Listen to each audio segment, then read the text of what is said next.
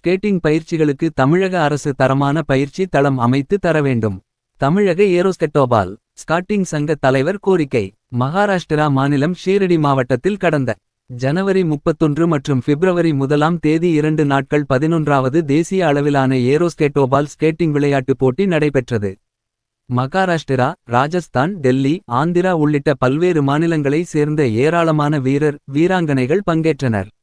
இதில் தமிழக அணி சார்பில் திருச்சி, சிவகங்கை, நாமக்கல், அரியலூர் போன்ற பல மாவட்டங்களில் இருந்து சுமார் 60க்கும் மேற்பட்ட வீராங்கனைகள் பங்கேற்றனர். நடைபெற்ற பல்வேறு பிரிவுகளில் தமிழ்நாடு வீராங்கனைகளும் வெற்றி பெற்று பதக்கங்களையும் ஒட்டுமொத்த சாம்பியன்ஷிப் கோப்பையை கைப்பற்றினர்.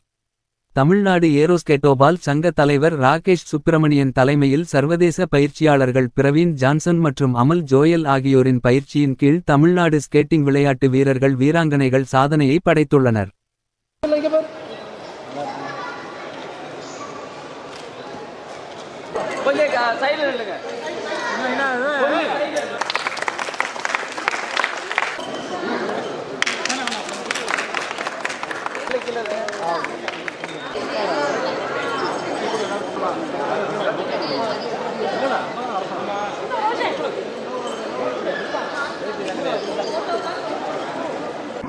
பதினோராவது தேசிய அளவிலான ஏரோஸ்கேட்டோபால் ஸ்கேட்டிங் விளையாட்டுப் போட்டி ஜனவரி 31, பிப்ரவரி 1 2 நாட்கள் ஷீரடி மகாராஷ்டிராவில் மிக பிரம்மாண்டமாக நடைபெற்றது.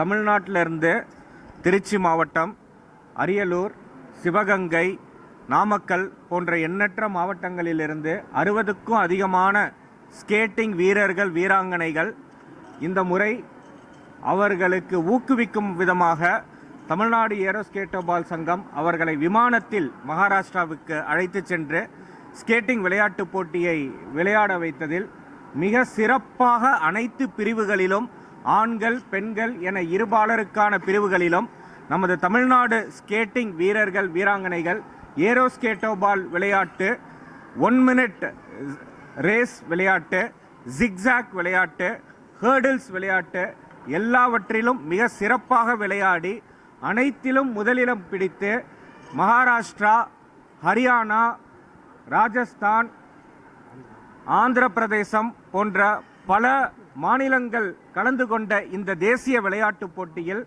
முதலிடம் பிடித்து தமிழ்நாடு ஒட்டுமொத்த தேசிய சாம்பியன்ஷிப் கோப்பையை கைப்பற்றியுள்ளது என்பதை தமிழ்நாடு ஏரோஸ்கேட்டோபால் சங்கத்தின் தலைவராய் மிக பெருமையுடன் இங்கு பதிவு செய்து கொள்கிறேன்.